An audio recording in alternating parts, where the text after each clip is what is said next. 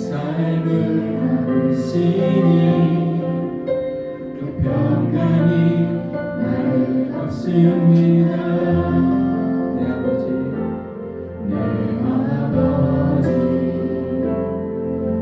그 안에서 내 영혼이 안전합니다. 주 손길로 내 삶을 나누시니 그 평강이 나를 없습니다. 나 비록 넘어지면 흔들리지만 주 내 안에 거하며 나를 붙드시니 내 생각을 주께로 돌리고 주시는 평강의 옷을 입습니다. 주의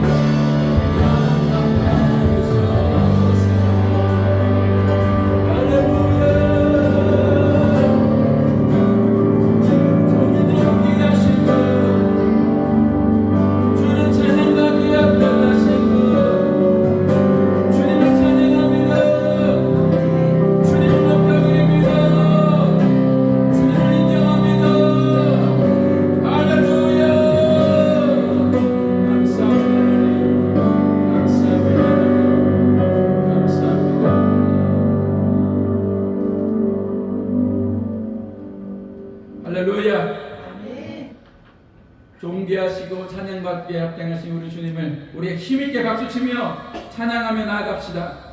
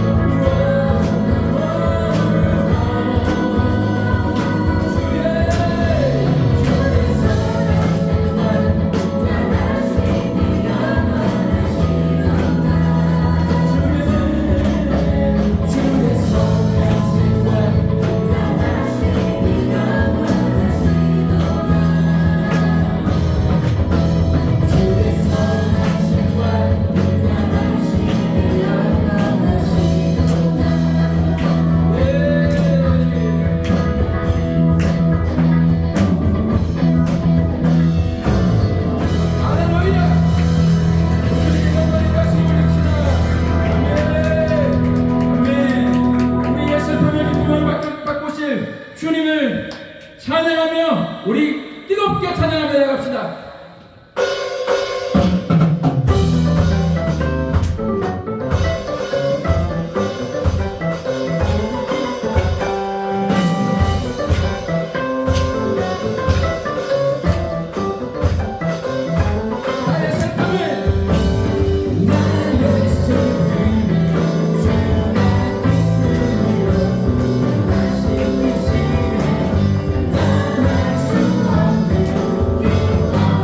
주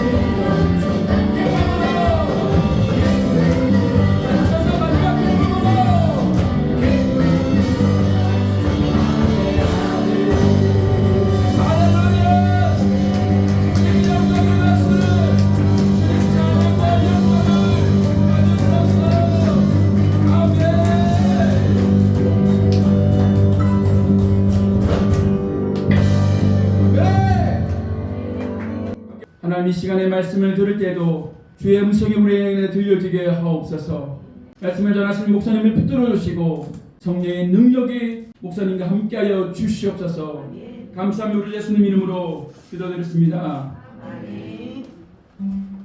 오늘 함께 나눌 말씀은 시편 126장 1절에서 6절까지 말씀입니다. 여호와께서 시온의 포로를 돌려 보내실 때 우리는 꿈꾸는 것 같았도다. 그때 우리 입에는 웃음이 가득하고 우리 혀에는 찬양이 찼었도다. 그때 문 나라 가운데에서 말하기를 여호와께서 그들을 위하여 큰 일을 행하셨다 하였도다. 여호와께서 우리를 위하여 큰 일을 행하셨으니 우리는 기쁘도다.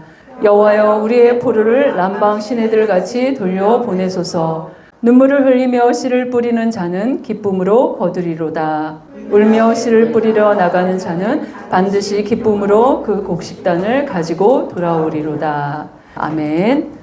네, 우리가 죽기 전에 하고 싶은 목록을 항상 그 버킷리스트에 담아 놓았지만 우리가 생각해도 이건 이루어질까 하는 그 의심이 드는 너무 높은 그런 소망이나 꿈들도 있죠. 우리 개인뿐만 아니라 국가도 마찬가지입니다. 예를 들면 과거 우리 역사 스토리를 한번 생각해 보려고 합니다. 소망이 없는 꿈을 꾸는 것 같은 시기를 보냈던 역사가 약 100년 정도 이렇게 들춰보면 아마도 조선 말기일 것 같습니다. 썩을 대로 썩은 부패한 정부와 또 양반, 중인, 상민, 천민의 네 계층으로 이루어진 신분제로 국민의 몇 %가 노비였는 줄 아십니까? 국민의 40%가 노비였을 정도로 조선이라는 나라는 신분제도가 철저했습니다. 대부분의 나라는 다른 나라를 정복하고 이 피정복민들을 노예로 삼았지만 조선이라는 나라는 자국민의 그것도 40%를 노비로 삼은 인권이 유린되는 나라였습니다. 정말 암흑 같은 그런 조선에 하나님은 언더우드와 아펜젤러를 필두로 해서 많은 선교사들을 이 땅에 보내주셔서 복음을 전파하고 드디어 여성들도 바깥 출입을 할 수 있었고 여성들도 교육을 받을 수 있게 되었고 노비들에게도 복음이 들어가서 모든 자들이 하나님의 형상이라는 것을 알게 되었습니다. 그럼에도 불구하고 수많은 선교사들과 그 가족들은 그런 신분제 때문에 복음 전파에 많은 지장들이 있었죠. 그리고 또 더럽지. 온 천지가 똥밭이었고 더럽지. 그 다음에 밥을 해 먹으면 연기를 이렇게 불을 떼가지고 연기를 했더니 온 천지가 연기 무더기였지. 사람들이 씻지 않아서 더럽지. 냄새 나지. 그런 곳에 선교사님들이 함께 지내니 그 선진국에서 온 선교사님들이 어떻게 여기에서 이렇게 물도 다르고 그러니 많은 분들이 풍토병으로 고통당하다가 특히 선교사님 자녀들이 많이 죽었습니다. 양아진 선교사 묘비에 가면 자녀들이 많이 묻혀 있는 걸 볼 수 있습니다. 그런 고통의 시간들을 보냈지만 복음은 점진적으로 전파되었습니다. 마침내 1907년 평양 대부흥 운동이 일어날 정도로 복음은 폭발적으로 역사하였습니다. 한쪽에서는 복음의 이 확산이 계속해서 벌어지는 그런 상황인데 다른 한쪽에서는 국내 정세가 너무 불안했죠. 나라는 일제에 망하고 말았습니다. 조선인들은 1910년 8월 29일부터 1945년 8월 15일까지 무려 35년간 일본의 직접 통치를 받게 됩니다. 그때 나라의 독립을 간절히 원하던 이 개신교 지도자들은 사람들, 리더들을 모집해서 국민들을 각성시켜 1919년 약 9년 지나서 3월 1일에 대한 독립 만세를 외치며 길거리로 쏟아져 나왔습니다. 이 3.1운동에 저항을 했지만 일제의 만행에 혹독한 대가를 치루어야 했습니다. 그래서 국내에서는 이제 그런 운동을 할 수 없자 중국 상하이로 망명한 인사들이 대한민국 임시정부를 설립하여 해외에서 대한독립을 꿈꾸며 저항운동을 계속 이어갔지만 국뽕 독립 영화 그런 독립운동 영화와는 너무나 다르게 승승장구하는 일본 제국으로부터 독립을 이루기엔 너무나 미미한 상황이었습니다. 그러나 기가 막히게도 하나님의 개입하심이 있었죠. 1945년 8월 6일 미국의 해리 트루먼 대통령의 명령으로 일본 히로시마의 원자폭탄 1개, 이어서 9일에 나가사키의 한계를 토함으로써 그 후 6일이 지난 8월 15일에 일제는 무조건 항복을 선언했기 때문에 대한민국은 하루아침에 우리가 꿈꾸는 것 같이 일제의 식민지에서 독립하는 감격을 누렸습니다. 당시 소망이 없던 우리에게 하나님은 미국이라는 나라의 힘을 사용해서 기적적으로 독립국가의 발판을 마련하게 하셨던 것입니다. 이게 우리나라의 역사입니다. 한국이, 대한민국이 태어난 이 태생 자체가 하나님의 개입하심이 없었다면 태어날 수 없는 그런 나라였습니다. 일제 식민지로부터 해방은 불가능한 일이었기 때문에 그렇습니다.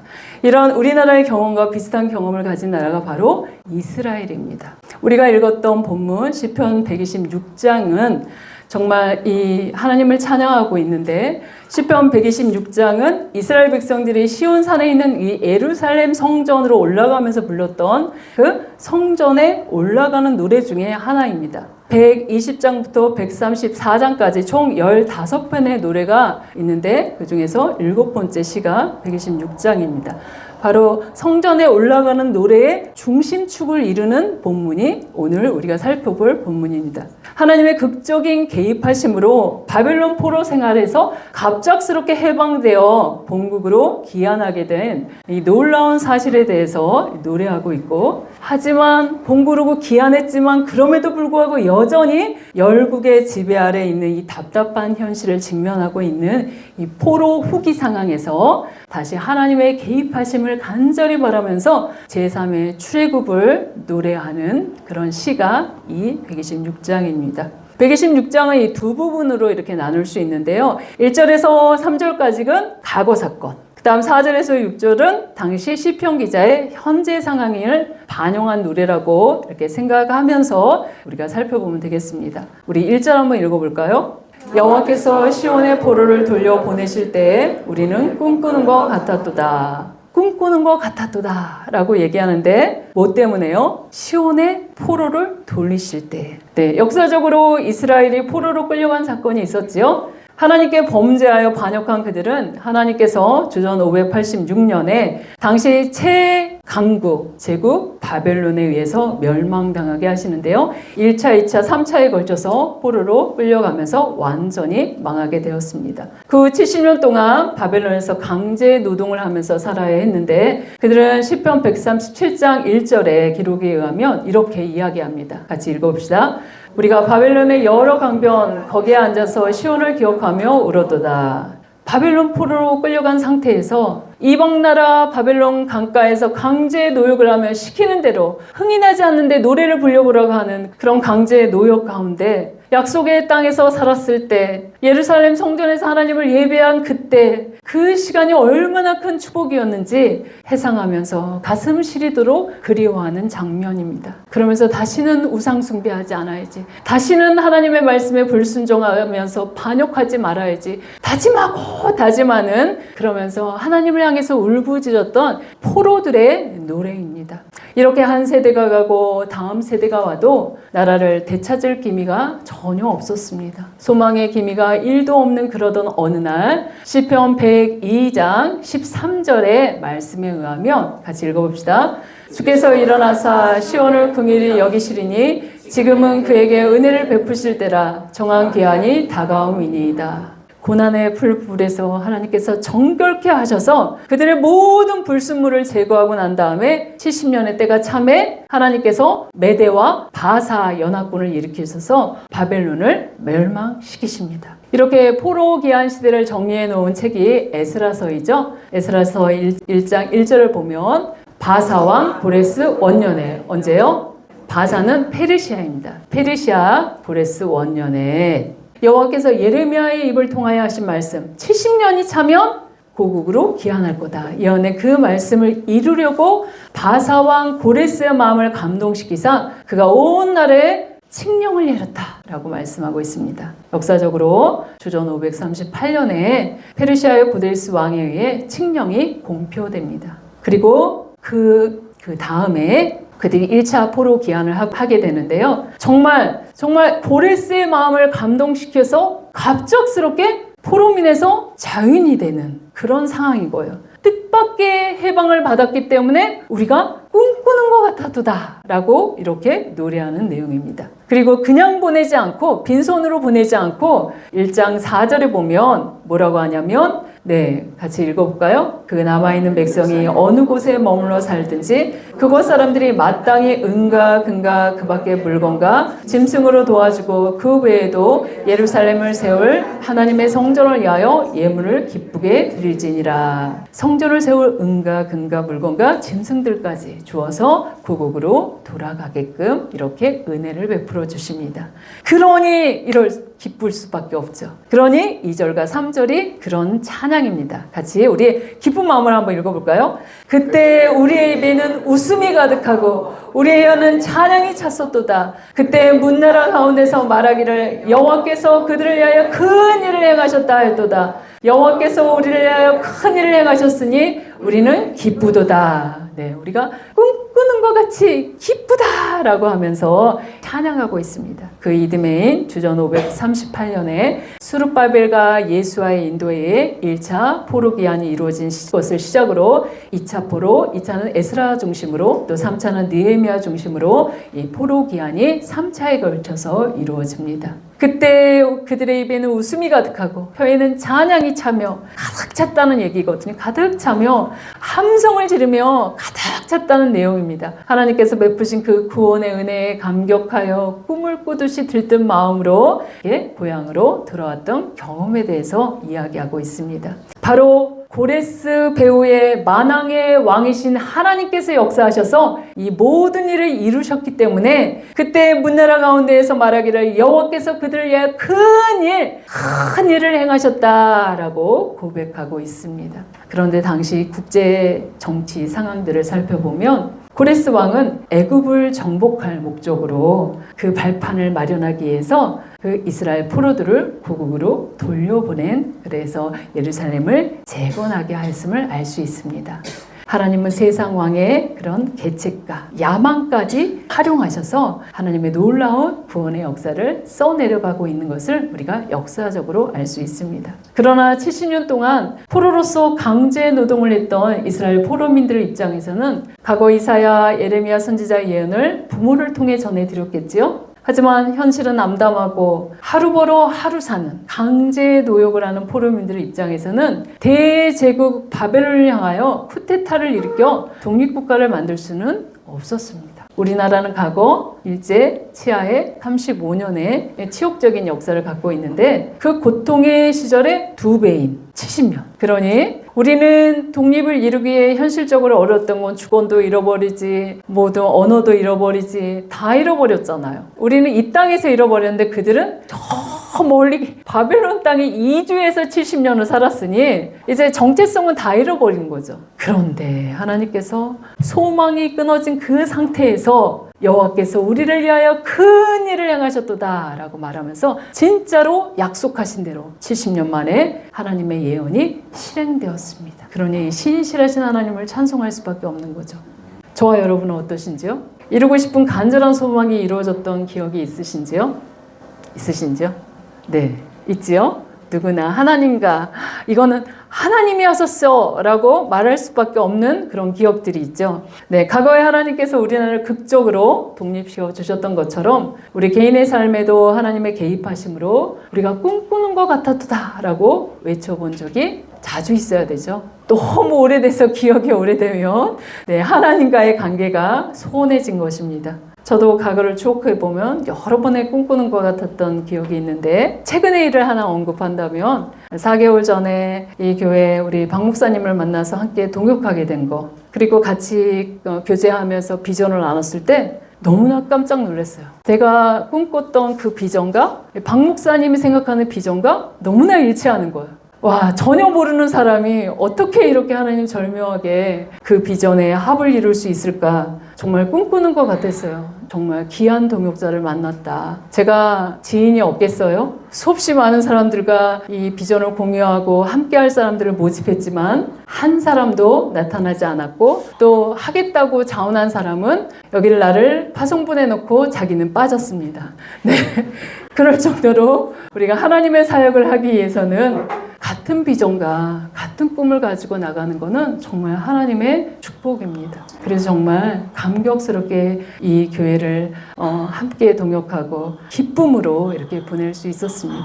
그렇지만 그 감격을 기쁨으로 이렇게 누렸지만 예배를 세워나가고 교회 시스템을 정착해 나가고 개척교회이기 때문에 재정적인 필요들을 위해서 또 하나님 앞에 엎드리고 울며 금식하며 통곡하는 일들은 또 계속해서 일어나고 있죠. 그럴 때마다 하나님의 기가 막힌 타이밍에 개입하심을 우리가 또 목도하고 있습니다.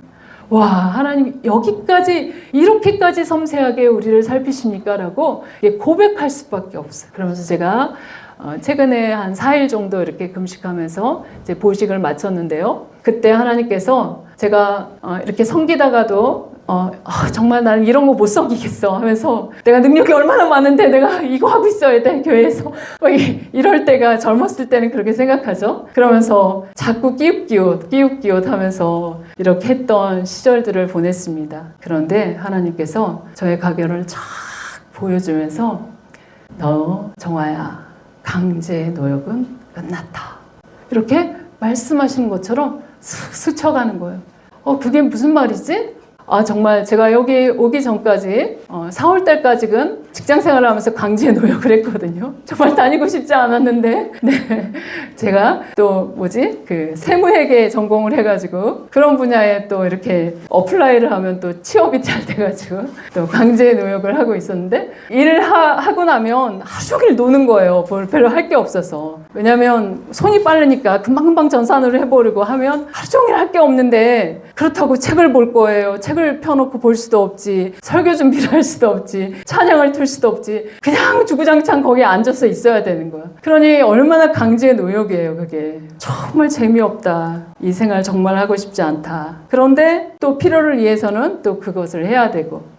그런데 기가 막히게 하나님 이쪽으로 확 보내시고 저의 계획은 내가 직장생활 할 때니 우리 동역자가 와가지고 열심히 사역해라. 그럼 내가 서포트 할 테니까. 이런 계획으로 이렇게 딱 이렇게 했는데 하나님 그 판을 뒤집어 버리고 그 사람을 빼버리고 나를 강제 노역에서 빼버리고 이곳에 갖다가 앉혀놓더라고요. 하나님의 방법은 다른 계획이 있었던 것 같아요. 그런 것들을 쫙 파노라마처럼 스쳐 지나가게 하면서 이 교회 사역을 하기 시작하면서 내가 강제 노역에 그쳤구나 하는 마음이 들더라고. 그러면서 이제부터는 정아야 너 지혜와 너 능력으로 살지 마.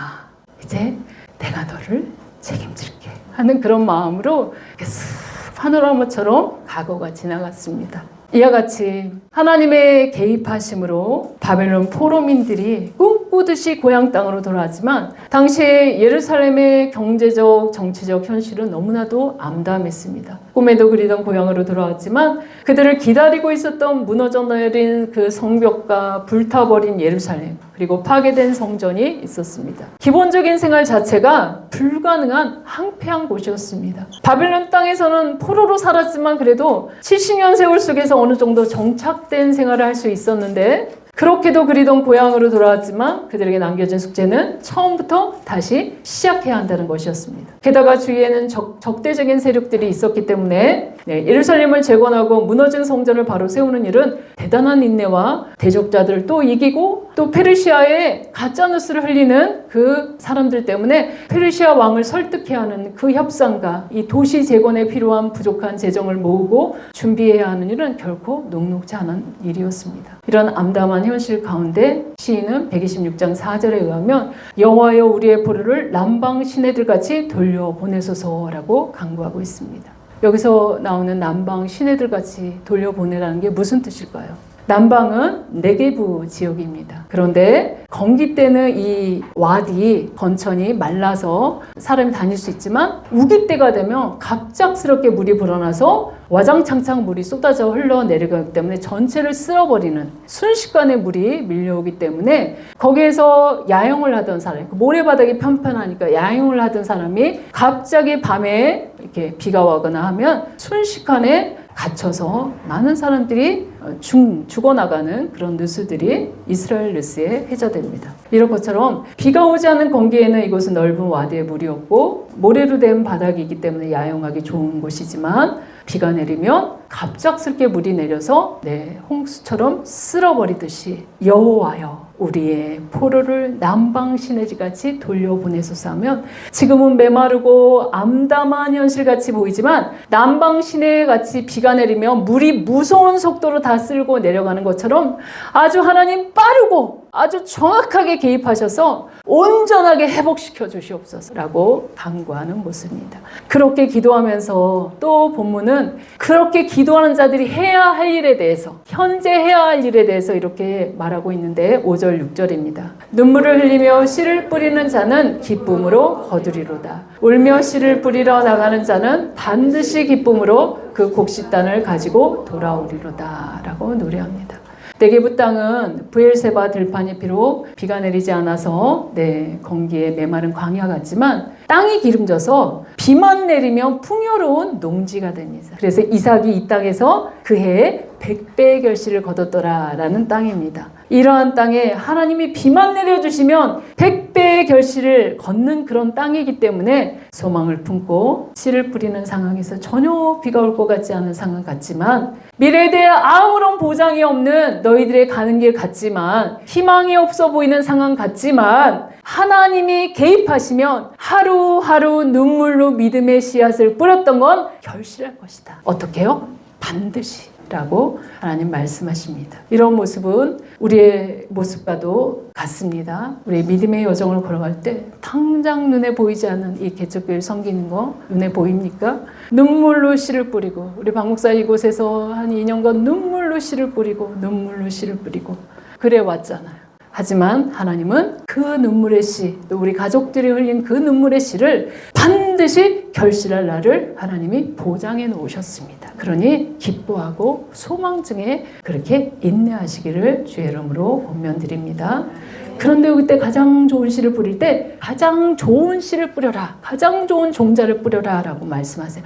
하나님의 법칙은, 자연 법칙은 씨를 뿌리고 거두는 법칙이잖아요. 근데 가라지를 뿌리면 가라지가 열리지만 가장 좋은 씨를 뿌리면 언젠가는 가장 좋은 열매를 맺는다라고 말씀하셔서 바울은 갈라디아 6장 8절에 이렇게 얘기합니다. 자기의 육체를 위하여 심는 자는 육체로부터 썩어질 것을 거두고 성령을 위하여 심는 자는 성령으로부터 영생을 거두리되 하나님께 소망을 두고 육체로 썩어질 것을 이렇게 심지 말고 성령으로 영혼의 유익을 위해서 심어라 라고 말씀하십니다. 지금은 눈에 아무것도 보이지 않고 손에 잡히는 거 없는 공부한 삶, 피곤한 삶, 뜻대로 되지 않는 녹록지 않은 삶을 살아갈 때 우리는 눈물 뿌려 탄식하며 애통하며 금식하며 하나님 네게부 사막의 남방 시내들처럼 신속하게 하나님 회복시켜 주시옵소서. 우리가 통곡할 수밖에 없지만 하나님은 갈라디아서 6장 9절에 이렇게 말씀하십니다. 우리가 선을 행하되 낙심하지 말지니 포기하지 아니하면 때가 이르매 반드시 거두리라.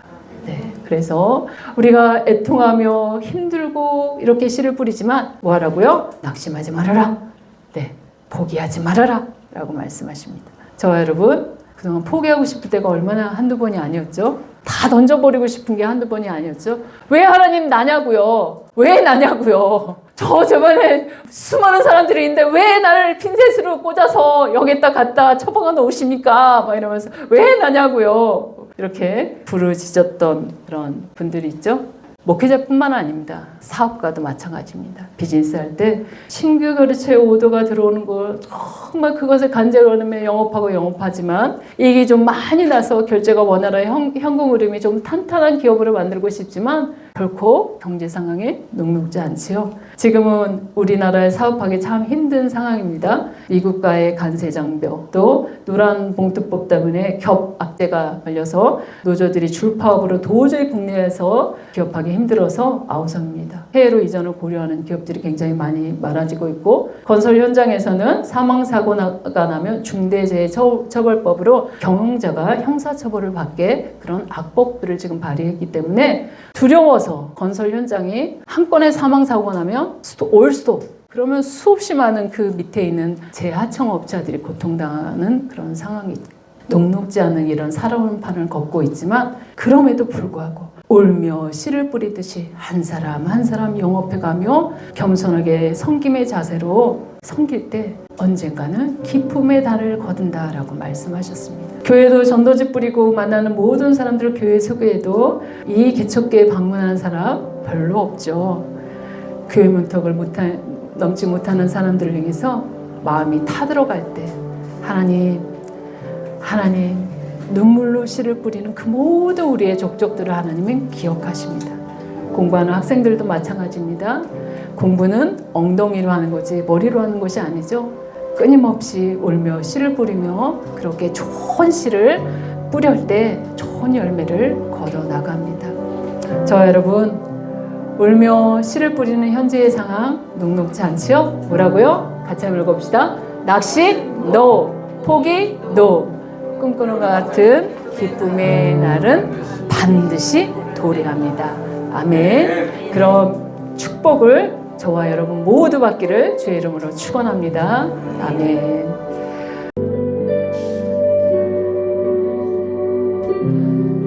우리를 위해서 비를 준비하시고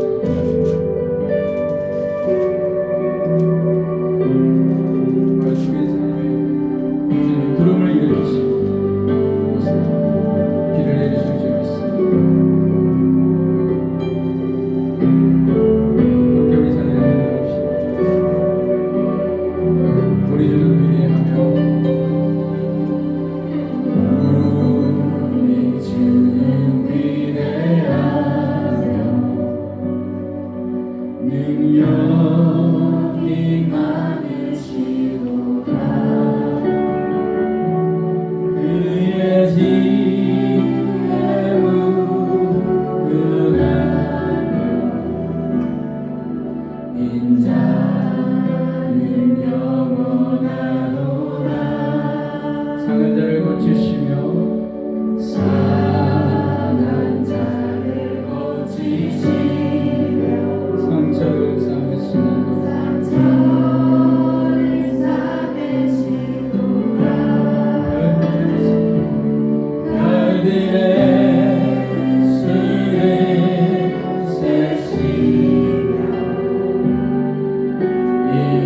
이름을 붙이셨도다.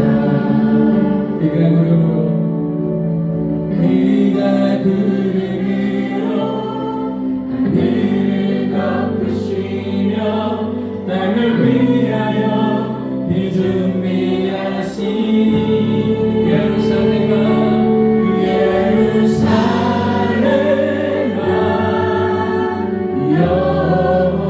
여호와를 찬송할지어다. 그 하나님의 감사함으로 그 앞에 나가며 주님제 앞에 나오네.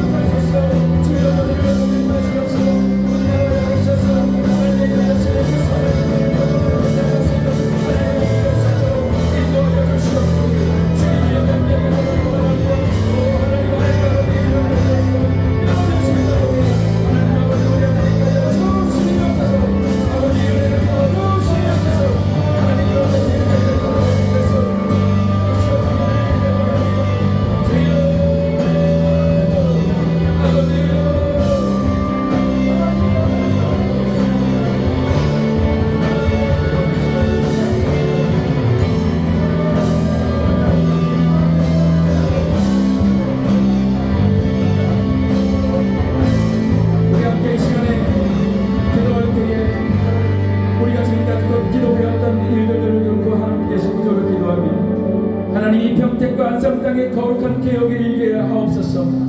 하나님 이 땅에 우상이 원하 떠나게 도와주시고 저언덕너마다 있는 무당의 집들과 확소의 집이 문을 닫게 하시며 이단들이 하나님 무너져 내리게 도와주시고 하나님을 대적하게 높은 모든 교만들이 무너져 내리게 도와주시고 세상의 쾌락과 행복과 세속주의가 인본주의를 하나님 무너져 내리게 도와주시고 하나님 평택의 교회들과 주의 성도들을 일으키 세우시사 이 도시가 다시 거룩한 도시로 변하게 도와주시옵소서. 주님의 이름으로 기도합시다. 주여 주여 주여. 아버지 하나님 이 시간에 기도합니다. 하나님 아버지의 백백을 하나님의 손을 드립니다. 하나님 아버지의 백백을 상이 아버지 도시에 하나님 아버지 하나님 거룩한 나라의 하나님 아버지의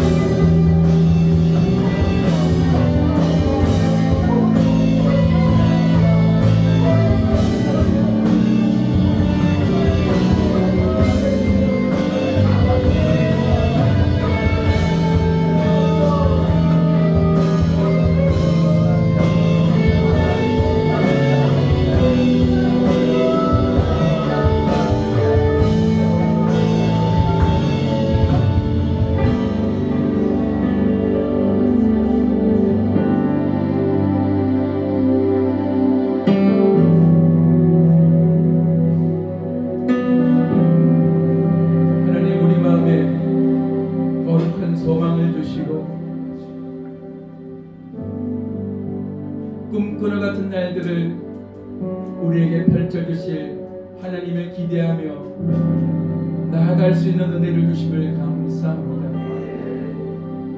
오늘 하나님 힘들지만 한 알의 씨앗을 또 이 땅에 심습니다. 우리가 모여서 우리 작은 이 모임에 속에 기도의 씨를 심고 찬송의 씨를 심고 그 수고의 씨를 하나님께 올려드리오니 오늘 기도한 모든 것들 속에서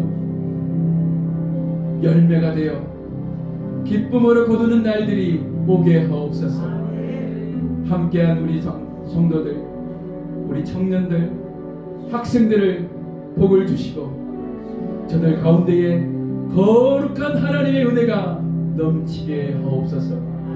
돌아가는 말들음도 지켜주시기를 간절히 바라고 원하며 지금은 우리 주 예수 그리스도의 은혜와 아버지 하나님의 극진하신 사랑과 성령 하나님의 감화감동 역사심이 오늘도 꿈을 안고 돌아가는 모든 모리월요일에 저들의 가정과 학업과 꿈꾸는 일들 위에 지금부터 영원히 함께하기를 간절히 축원하노라. 아멘.